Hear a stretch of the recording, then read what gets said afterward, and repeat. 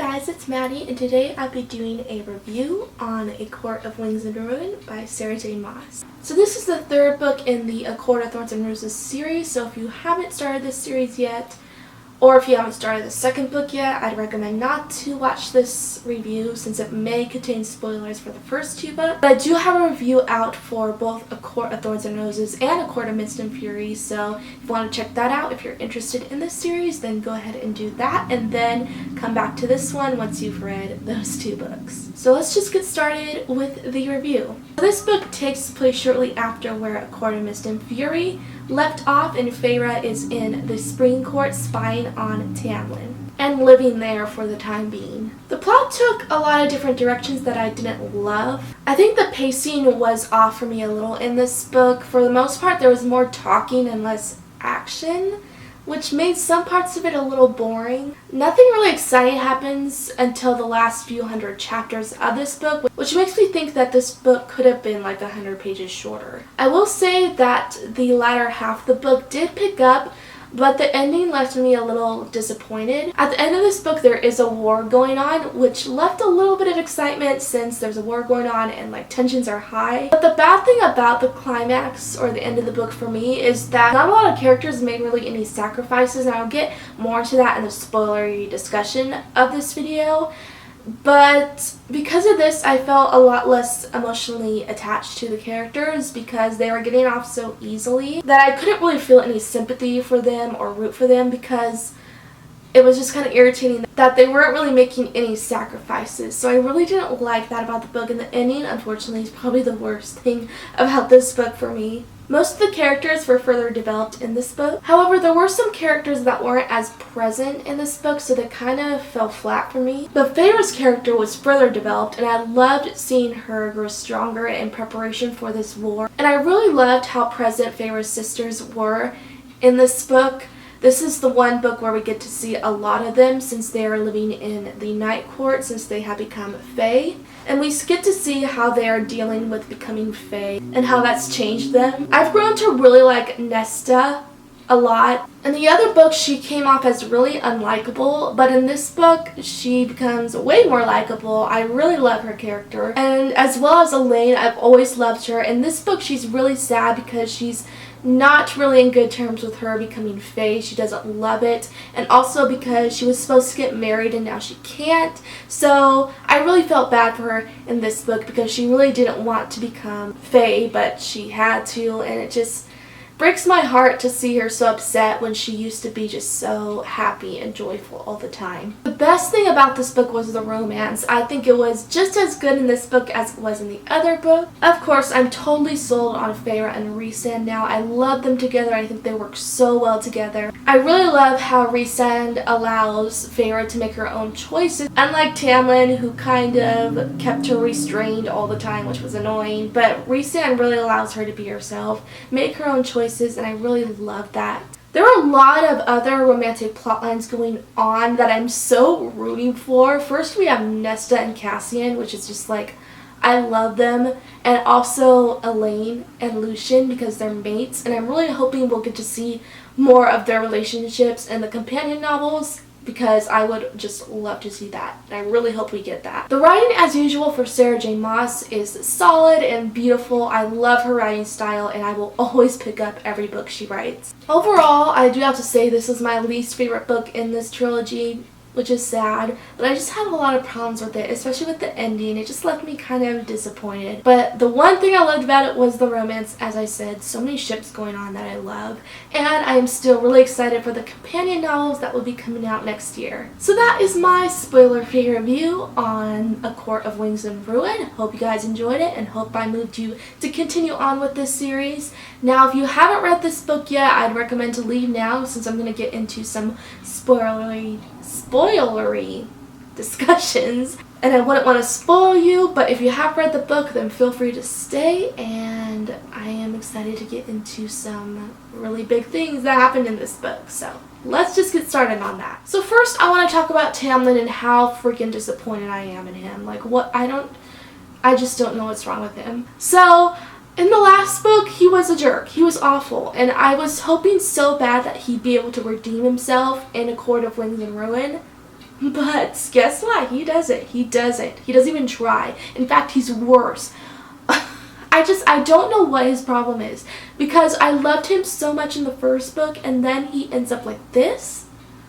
Really? Really, Tamlin? What? I don't know what's wrong with you. Like, something switched off in his head right after when he came out from under the mountain. Just something in him changed, and I don't know if it's PTSD or what it is, but he's just not the same anymore, and he just can't redeem himself, and it's so freaking annoying. Like, he treats Feyre just as badly in this book as he did in the other book. Granted, he does give her a little more freedom, but he doesn't give her the respect she deserves, and I'm like, and now I'm just like, I see why Feyre doesn't want to be with him anymore. In A Court of Mist and Fury, I was a little upset with her, because I'm like, you were with him the whole time in the first book. You fell in love with him, and now you don't want to be with him. I don't know what's wrong with you. But then in this book, I really understand what she's coming from. And I'm on her side now. Like, Rhysand is just so much better for her. And Tamlin just needs to move on, because he's like become borderline obsessed with her. One part that really took me by surprise has to do with the Bone Carver. Now, he was in the second book, and he came back in the third book, and something he has the ability to do is to like switch bodies or like morph into a body. So when he morphs into Feyre and Rhysand's son, I was just like, oh my gosh, I have so many feels right now. How weird would that be to see like your child, someone morphed into your child before they're even born? Like, that is so freaking awesome. And I was just like, that would be what Feyre and Rhysand's son would look like, and it gave me so many feels, because I'm like, that means they are for sure going to have a child someday, and it's, oh, I can't wait for that. I cannot wait until they have a child, because when we got to see the Bone Carver as their son, it just gave me so many feelings, and I'm like, they're really going to have a child someday, and it's just, oh, that was awesome. Even though I don't really care for the Bone Carver as a character, he's kind of like a jerk, but I thought it was so cool how he morphed into Feyre and Rhysand's son. Like, that was awesome. One of the most epic parts in this book was the meeting between all the High Lords. Now, I really loved how we got to see all the High Lords in this book, because we didn't get to see a lot of them in the other books. We did see the High Lord of Summer in the second book, but in this book we see all of them. And there's a part where they're having a meeting together discussing the war, which is really epic. I loved seeing all their different personalities. I love Helion, which is he the, I can't remember what court he belongs to right now. But I really loved his character. And during this meeting, oh my gosh, this part with Tamlin. So Tamlin comes in, and he is just being all pissy and just rude and obnoxious, and he starts going off about Feyre and Rhysand and them together. He first throws shade at Rhysand, which is not cool, because Rhysand is my baby. And then he talks about Feyre and her sex life, and like, I was just like in shock, because I could not believe what he was saying. He was being so rude to Feyre and talking about personal things that have to do with her and embarrassing her, and I was just like, shut up. Shut up, Tamlin. Like, you're already making me hate you so much. Don't push it even further. But then, the most epic part, oh my goodness, is when Rhysand uses his magic to shut Tamlin up. And he's trying to speak, but he can't. Rhysand is just like, nope, shut up. And he's like silent throughout the rest of the meeting. That was so funny. I loved that. And then Tam's just sitting there like, oh, like, he can't speak. And I'm like, that's what you deserve, because everything that comes out of your mouth is trash. So shut up. A really big plot twist that happened in this book, which I wasn't really suspecting, but it was kind of foreshadowed, is that Helion is actually Lucian's father. And I was like, what? That came out of nowhere. Which I'm really glad, because his actual father is such a jerk. And I'm like, I just can't see how Lucian, sweet Lucian, would be a spawn of that piece of trash, because I hate his father. But I love Helion. I'm so glad he's Lucian's actual father, and that was a huge plot twist that I really loved, and it really brought out more of Lucian's character and his background. That was awesome. Okay, now going into two things that I didn't like about this book. We're going to get into a lot more sadder things that I was really disappointed by.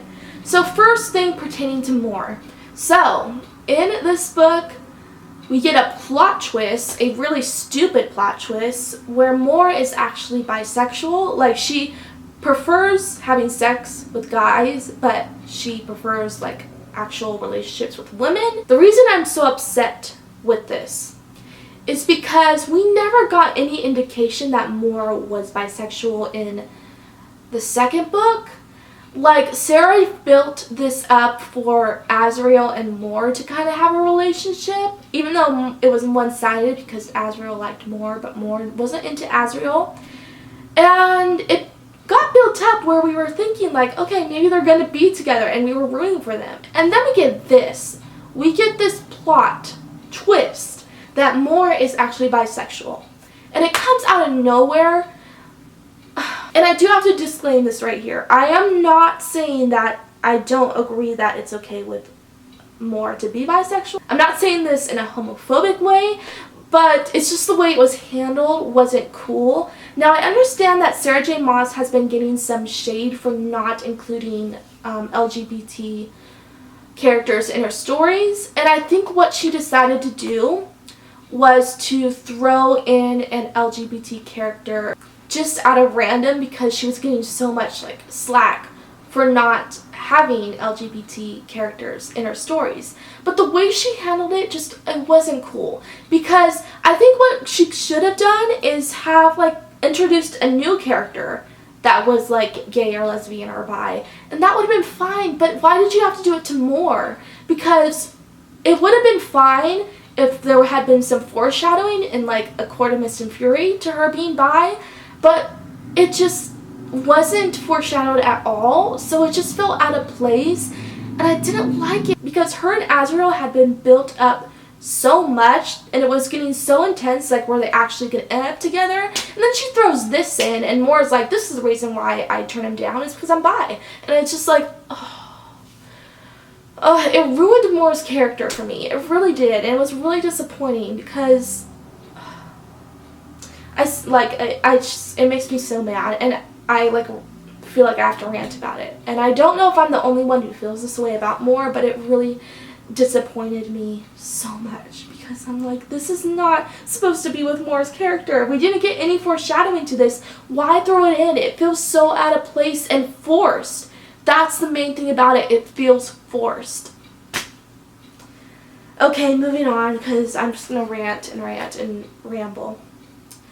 But we're going to get into another thing that I absolutely hated about this book, so it's not going to get any better. Okay, so the ending. So I liked how the climax was going. It was really intense. I really liked that. Whenever there's a war in a book, it's always really intense, so I knew that was going to happen. But the way the aftermath was handled... Okay, so first we get Rhysand's death, which I do have to say I was like freaking out. Like, I posted a picture on Instagram where I wrote all of this stuff, like me freaking out and being like, Rhysand is dead, what is happening? And then we get a few pages later, or like a few paragraphs later, where, oh, he is resurrected. Now, I have to say, I didn't want Rhysand to die. I never want Rhysand to die. He's one of my favorite characters in books ever. But at the same time, I think I would have been okay with him dying because his resurrection came off so easily. Like, it felt like such an easy way out. And it's a really complicated thing because I didn't want him to die, but it just felt so easy. Like, he made such a sacrifice, and then he comes back to life and everything's okay again. And it was just like... it just felt like the sacrifice wasn't for anything, even though I didn't want him to die. So it's really complicated, but he's not the only one who didn't make a real sacrifice. There was also Amryn, who we thought she was dead, but then she just comes back to life and everything's fine. And then Moore, Azriel, and Cassian make it out of the war fine, and it's just like everyone's okay. Like, this war was so deadly and just so brutal, but everyone just makes it out okay. Like, I wish at least one of the characters in the inner circle died, because that would have made it more tragic. And even though that would have been really sad, but that's kind of what I want, because when there's no sacrifices made at the end of a war like this, it makes me feel less emotionally attached to the characters, as I mentioned before.